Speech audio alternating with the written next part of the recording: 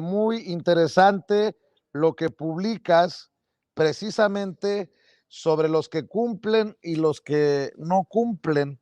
Déjame leer un poco de tu columna en La Silla Rota. Unos fallan, otros cumplen. En el Aeropuerto Internacional Felipe Ángeles, el personal de ingenieros militares de la Sedena hizo un gran trabajo demostrando que saben cumplir con sus obligaciones, escribe César Gutiérrez Priego.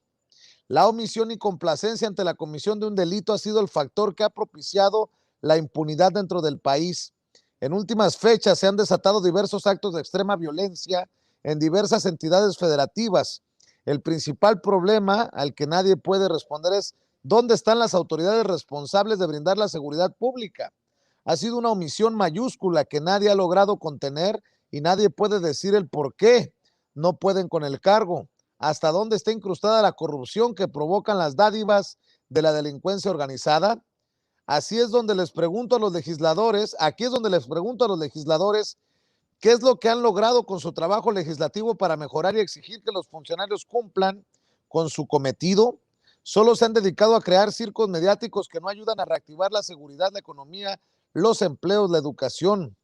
Muchos funcionarios no han logrado crear los planes estratégicos que requiere el país para realizar las mejoras que se necesitan para que la maquinaria pueda funcionar y los cambios propuestos en el proyecto de nación puedan lograrse.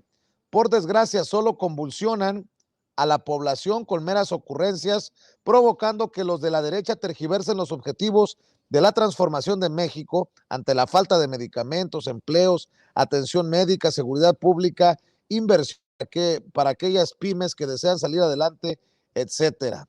Todo este caldo de cultivo de inseguridad ha provocado el incremento de la violencia extrema. La intensidad con la que se ejerce varía dependiendo del área geográfica y la importancia de las actividades ilícitas que realizan los diversos cárteles y grupos de la delincuencia organizada a nivel local. Y muestras algunos puntos para poder entender las diferentes problemáticas. Me llama mucho la atención lo que escribes, mi querido César Gutiérrez Priego.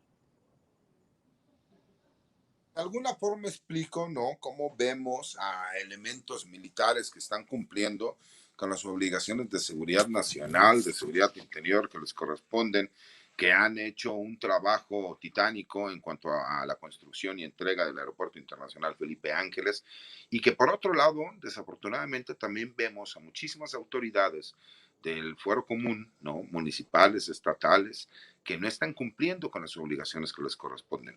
¿Y por qué lo digo así? Porque es imposible que con la presencia de la Guardia Nacional se crea que se van a inhibir los delitos, cuando muchos de los delitos son del foro común. Y desafortunadamente seguimos viendo que la gente tiene una mala percepción de cómo suceden los delitos. El delito de homicidio es un delito del foro común y no por el hecho de que utilicen armas de uso exclusivo significa que tendrá que ser la federación. Cuando todo el mundo se empieza a lavar las manos y no acepta la responsabilidad del trabajo, es cuando empezamos a ver cómo la justificación viene cuando no se hace bien el trabajo. Nosotros no vemos al personal militar justificándose, los vemos cumpliendo órdenes y tratando de realizar un trabajo como se les ordena. Así mismo vemos a la Guardia Nacional cómo llega y empieza a realizar el trabajo para el cual se le mandó y se le ordenó.